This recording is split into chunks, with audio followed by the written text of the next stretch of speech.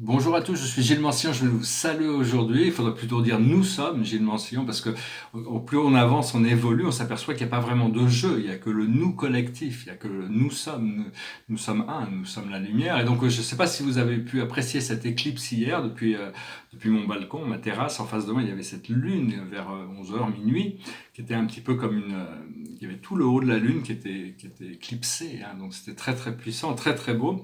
Et juste avant ça, j'ai eu quelques doutes, j'avais tellement d'énergie spirituelle qui m'arrivait. C'était un petit peu comme si je j'étais pas.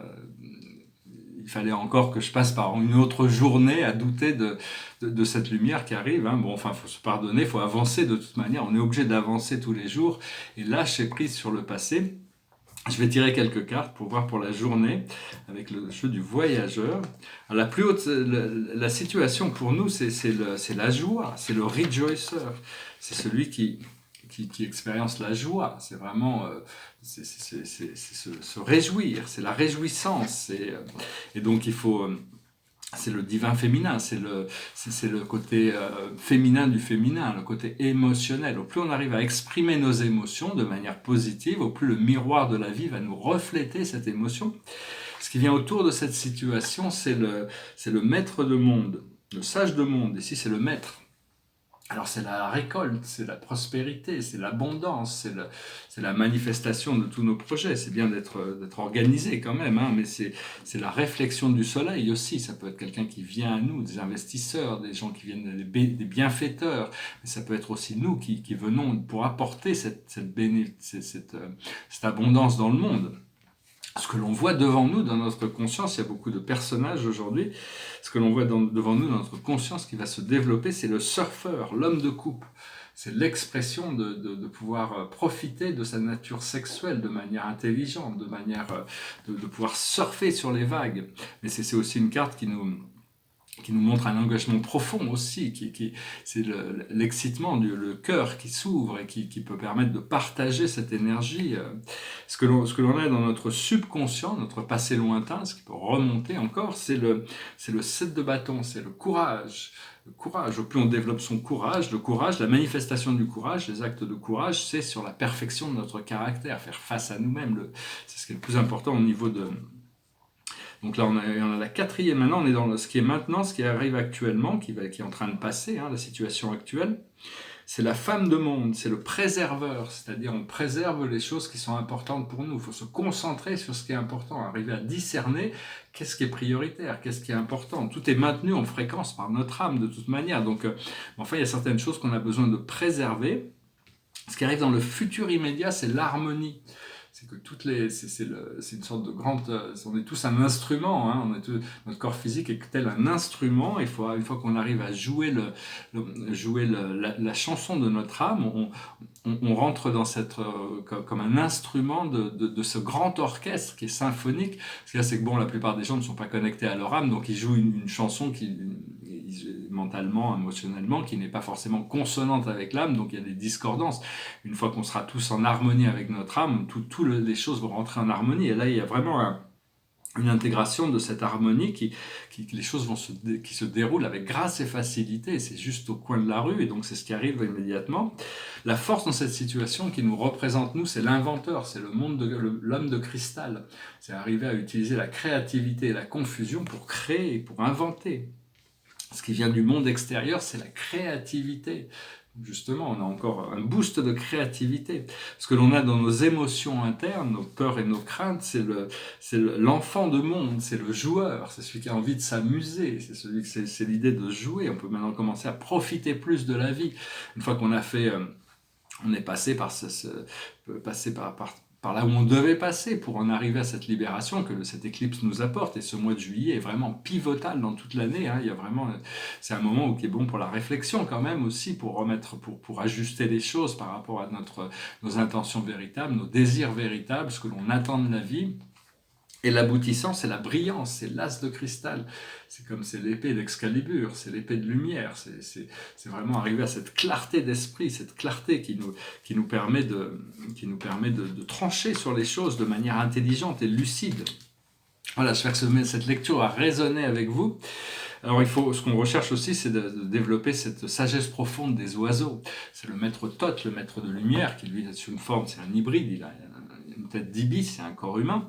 Quand il se présente dans son corps avatar, il y a beaucoup d'êtres supérieurs qui choisissent quand ils se présenter dans des corps avatars avec des formes d'oiseaux, hein. Comme Horus par exemple. Horus, celui qui voit, celui qui sait, c'est un grand guide pour l'humanité, un maître ascensionné, un dieu du panthéon égyptien, et lui, il nous demande, il est passé dans un message pour nous demander de connecter avec notre oiseau intérieur. Cet oiseau intérieur, il faut ouvrir la cage et se libérer, commencer à voler, retrouver nos pouvoirs psychiques au-delà du monde physique, ne pas laisser les circonstances du monde physique nous refléter qui nous sommes réellement à l'intérieur de nous. Savoir aussi se répéter qu'on est prêt à télécharger notre Akash de toute cette histoire galactique. On a tous participé, on a une histoire beaucoup plus ancienne que celle terrestre, et donc on est prêt à télécharger ça. Ça ne veut pas dire que tout va venir d'un seul coup, les moments les plus privilégiés pour recevoir cette information, mais demandez à ce que vous receviez votre Akash galactique. Les moments les plus privilégiés, c'est avant de s'endormir, pendant la nuit, quand on dort, et au réveil. C'est vraiment les moments où on est le plus réceptif, mais ça peut venir à tout moment. Et donc, il faut être patient, hein, ça va venir quand ça va venir, mais bon, cette histoire galactique, parce que il y a beaucoup d'histoires galactiques qui vont nous être révélées par rapport à toute cette histoire, cette exopolitique, toutes ces histoires qu'on nous a cachées un petit peu, mais la plus véritable de toutes les histoires, la plus significative, c'est votre histoire personnelle, c'est cette histoire qui va se révéler. Et donc, il faut se révéler dans votre conscience en demandant, on reçoit. Ce qu'il faut, c'est vraiment se tourner vers l'intérieur. Il faut vraiment concentrer ses pensées sur l'intérieur. Il faut comprendre que on a accès à certaines ondes de fréquence. La fréquence du nombre de pensées, c'est le nombre de séquences qu'il y a à l'intérieur d'un segment de temps, comme une seconde. Et l'amplitude, c'est la hauteur la hauteur de l'onde. Par exemple, il y a gamma tout en haut, c'est à la fois une fréquence une grande fréquence et à la fois une grande amplitude. Par contre, quand on rentre en bêta, c'est important aussi d'être bien connecté avec la fréquence bêta, c'est la fréquence des sens physiques du monde terrestre. Il y a une fréquence qui est un petit peu plus lente, mais qui est quand même très rapide, avec une amplitude très, très faible. Quand on descend en méditation, qu'on reste bien connecté à la fois avec l'intérieur et l'extérieur, la fréquence des ondes diminue, mais l'amplitude monte. Après ça, on descend en Theta, hein, mais le Theta, c'est des méditations profondes, c'est des trans, c'est quelque chose de très profond, c'est quand on arrive à l'amplitude, les ondes de pensée ralentissent, le monde mental ralentit, mais l'amplitude monte, c'est-à-dire les expériences sont beaucoup plus profondes. Et après, en bas, il y a delta, hein, delta qui finit par pratiquement arrêter qui arrête le procédé mental, mais on peut pas l'arrêter complètement, sinon on mourrait. Mais quand elle est très très lente, tout d'un coup, il y a une ouverture vers la 5e dimension, vers le gamma, le super gamma, le lambda et l'epsilon, qui sont des ondes très très très très très actives. Mais il faut d'abord arriver à trouver ce silence à l'intérieur de nous pour activer ces parties de nous-mêmes qui sont beaucoup plus actives et réactives, qui sont beaucoup plus dynamiques, disons. Et donc, bientôt ce portail va s'ouvrir, 001, 0110, ce portail interdimensionnel, le portail multidimensionnel, le portail de l'infini va s'ouvrir. On va comprendre la signification des choses, on va tout comprendre. On va s'ouvrir sur cette 8e dimension qui nous connecte à notre âme collective et à nos plans d'âme, hein. Donc c'est tout un procédé qui est en train de se mettre en place. Je vais tirer quelques cartes encore, et puis je voulais dire, des fois on voit ce qui est dans notre vie, les circonstances de notre vie, mais il ne faut pas laisser ça nous se distraire de ce que l'on veut vraiment, parce que si on n'arrête pas de se répéter, de se concentrer dans notre esprit sur les choses qui sont et qui ne sont pas forcément exactement ce que l'on veut, il faut arriver à lâcher prise sur ces choses pour arriver à recevoir de plus en plus ce que l'on veut au niveau énergétique dans le futur qui est voulu, pour arriver à maintenir cette fréquence suffisamment longtemps pour que ces choses se manifestent et la situation change.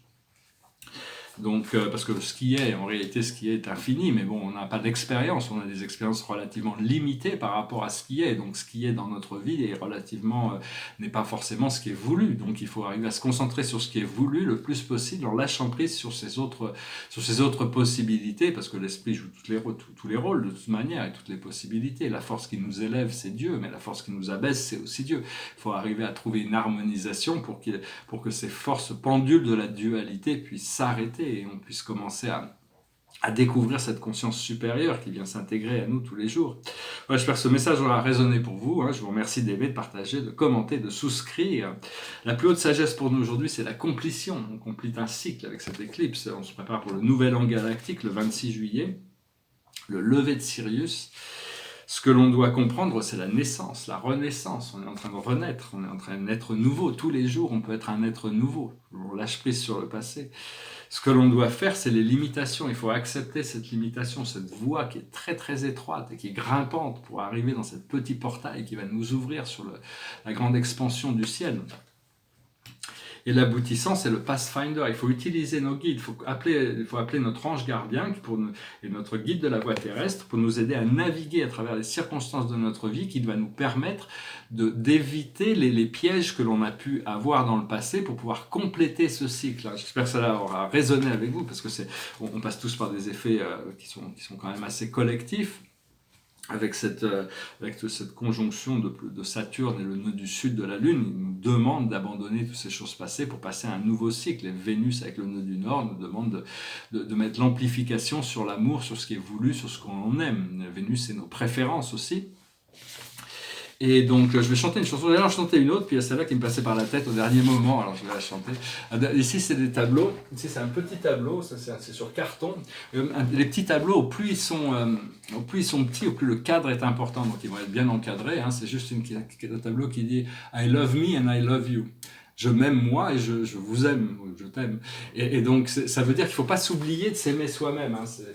C'est important de commencer par s'aimer soi-même. L'ascension dépend de l'amour inconditionnel que l'on peut avoir sur nous-mêmes, en lâchant prise sur tout ce que l'on peut concevoir comme illusion à l'intérieur de nous. Et à partir de là, cet amour peut s'extendre à toute la vie autour de nous. Et ici, c'est un tableau métacosmique de la série, de cette néo-métacosmique, la deuxième période métacosmique de cette série de 2007. Alors ici, ça représente la source omnigalactique. C'est une grande spirale, avec jaune, rouge, argent, cuivre, noir. Et il y a cette grande explosion avec c'est comme des galaxies qui explosent et qui partent qui s'expandent depuis le centre. Et ici, il y a trois cercles qui sont intermêlés, qui représentent le grand je suis, les trois unités primordiales, le Père, le Fils, l'Esprit infini, le Fils éternel et le Père universel, qui forment une seule... ils ont toujours été unifiés, et ils sont toujours un de toute manière. Et donc c'est cette... Voilà, je vais tirer une dernière carte après avec la cache, puis je vais chanter cette chanson, j'espère que c'est une chanson d'Elvis Presley. It goes like this. Maybe I didn't treat you quite as good as I should have. Maybe I didn't love you quite as often as I could have. Little things I should have said and done, I just never took the time. But you were always on my mind. You were always on my mind. Maybe I didn't hold you all those lonely, lonely times. And I guess I never told you I'm so happy that you're mine. If I make you feel second best, girl, I'm sorry I was blind. You were always on my mind. You were always on my mind.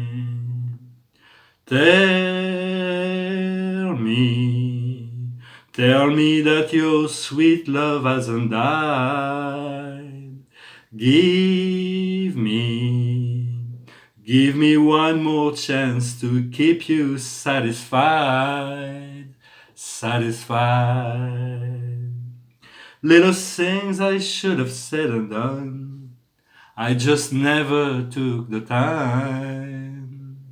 But you were always on my mind. You were always on my mind. You were always on my mind. Ouais, je vous remercie d'être resté jusqu'à la fin. J'ai invité une petite orchidée aussi à venir ici. C'est des orchidées, elles n'arrêtent pas de fleurir. J'en ai 2 blanches. J'en ai une violette qui n'a pas encore fleuri, mais elle était très très très mal en point pendant des années. Et là, je pense qu'elle va finir par refleurir. La carte qui s'est échappée aujourd'hui, c'est la santé. Il ne faut pas oublier notre santé. La santé de notre corps physique prend le dessus sur tout notre désir. Parce qu'on veut maintenir ce corps, on veut maintenir cette présence physique dans un état, l'état naturel le plus clair possible. Transformer notre corps comme un temple, comme un cristal sacré qui doit être aimé, qui doit être purifié, qui doit être pour pouvoir contenir le maximum de ces particules métatroniques d'adamantin, de cette particule de lumière du créateur. Donc je vais quand même tirer une dernière carte, c'est la spiritualité et la religion. Hein. Donc il faut connecter avec cette lumière intérieure, cette petite bougie. Faites attention, il y a du vent, hein, donc protégez cette lumière, faites-la briller, respirez, envoyez de l'oxygène sur votre soleil central à l'intérieur de vous pour le faire briller. Je vous remercie, je vous salue, je vous souhaite une excellente journée et puis je vous dis à bientôt. Namasté.